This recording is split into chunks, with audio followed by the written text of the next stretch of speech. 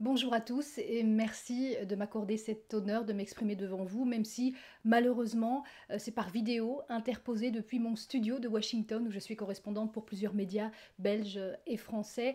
Mais malheureusement en ce moment, en ces temps de Covid, les déplacements outre-Atlantique sont compliqués.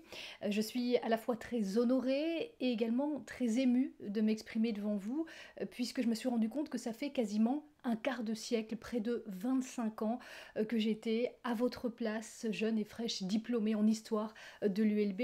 25 ans et pourtant l'impact de cette formation reste crucial partout dans mon métier. Un journaliste du journal Le Soir m'avait conseillé à l'époque de suivre cette voie, de faire des études d'histoire si je voulais devenir journaliste et je ne l'ai jamais regretté parce que les apports sont évidents. Tout d'abord pour ce qui est de la culture générale, la vaste culture générale que nous fournit cette formation en histoire. Tout dernièrement encore, lorsque je devais parler des tensions entre Paris et Washington, de tensions entre les États-Unis, la Chine et la Russie, eh bien le fait d'avoir ce recul historique, non seulement de quelques décennies, mais parfois de plusieurs siècles, eh bien évidemment, ça permet d'avoir une analyse toujours plus pertinente. L'histoire contemporaine, évidemment, déterminante, mais les cours de préhistoire, les cours passionnants d'Antiquité et du Moyen-Âge servent également tant ce métier de journaliste est vaste et demande des connaissances variées. Et puis il y a également la méthode de recherche, l'enquête historique qui sont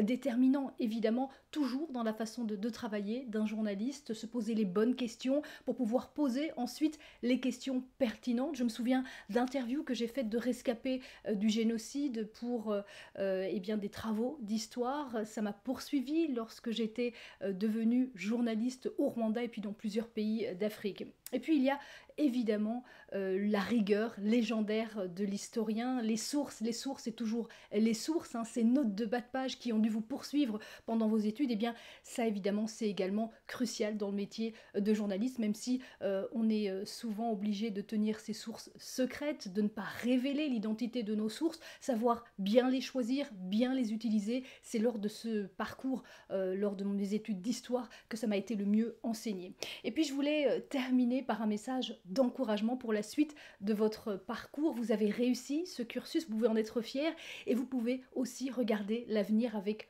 confiance. J'ai entrepris, après ces études d'histoire, des études en France, en Europe. J'ai rapidement travaillé avec des gens venus du monde entier, avec des jeunes collègues diplômés des meilleures universités dans le monde. Et je peux vous dire que je me suis toujours sentie très bien armée par rapport à tous ces collègues. Donc, quelle que soit votre ambition, que ce soit de travailler en Belgique, en Europe ou ailleurs dans le monde, vous pouvez vous appuyer sereinement sur ces études. Merci encore donc à l'ULB, à tous mes professeurs pour cette formation de grande qualité. Merci à tous de votre attention. Et puis, malgré ces derniers mois qui nous ont plutôt poussés vers un renfermement, je vous souhaite de garder les yeux grands ouverts sur le reste du monde.